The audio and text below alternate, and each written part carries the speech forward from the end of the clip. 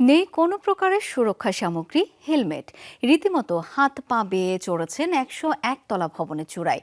সময় নিয়েছেন মাত্র 1.5 ঘন্টা। অবিশ্বাস্য হলেও অসম্ভব এমন কাজকে সম্ভব করে দেখিয়েছেন মার্কিন পর্বতারোহী অ্যালেক্স হনল্ড। আগের সব রেকর্ড ভেঙে পুরো বিশ্বকে তাক লাগিয়ে দিয়েছেন তিনি। সিনেমাকে হার মানানো এমন দৃশ্যের সাক্ষী হতে তাইপেতে ভিড় জমিয়েছিল বহু মানুষ।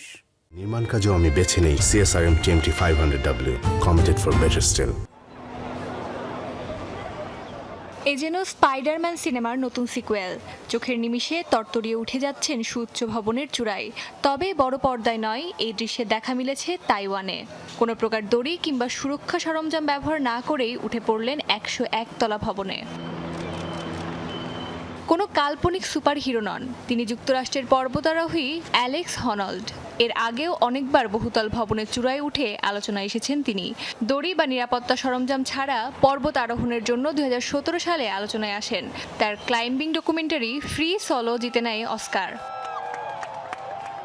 রোববার প্রায় 1.5 ঘন্টায় 508 মিটার উঁচু ভবনে আরোহণ করেন তিনি। বিশ্বের অন্যতম উঁচু এই ভবনে তার অবলীলায় উঠে যাওয়া দেখতে নিচে জড়ো হয় হাজারো দর্শক, যারা হাত নেড়ে ও উচ্ছ্বাসে উৎসাহ দেন তাকে। শুরুর দিকে ঝুঁকিপূর্ণ এই আরোহণ নিয়ে উদ্বিগ্ন থাকলেও দর্শকদের অনেকেই হনল্ডের ওপর ছিলেন পূর্ণ আস্থাশীল। শুরুতে আমি খুব নার্ভাস ছিলাম, কিন্তু অ্যালেক্স উপরে ওঠার পর আমার বিশ্বাস হয়েছিল যে সে এটা করতে পারবে। প্রচুর অনুশীলন করেন এবং কোথায় ওঠা নিরাপদ তা ভালোভাবে মনে রাখেন হনল্ড। এবার সে আগের তুলনায় আরও উপরে উঠছে, কিন্তু তার খুব একটা অসুবিধা হচ্ছে বলে মনে হয় না। আমার মনে হয় সরাসরি সম্প্রচার করার জন্য অনেক বেশি আত্মবিশ্বাস ও সাহসের প্রয়োজন। কোনো সুরক্ষা সরঞ্জাম ছাড়াই এই আরোহণটি তাইপে সিটি সরকার ও 101 ভবন কর্তৃপক্ষের পূর্ণ সমর্থন ও অনুমতিতে অনুষ্ঠিত হয়, যা সরাসরি সম্প্রচার করে স্ট্রিমিং প্ল্যাটফর্ম নেটফ্লিক্স। প্রথমে অনুমতি ছাড়াই ওঠার কথা ভাবলেও ভবন ও সংশ্লিষ্ট সবার প্রতি সম্মান দেখিয়ে সিদ্ধান্ত পরিবর্তন করেন অ্যালেক্স হনল্ড। দিনটি খুবই অবিশ্বাস্য। ওপর থেকে আমি ভাবছিলাম তাইপে দেখার কি সুন্দর উপায়।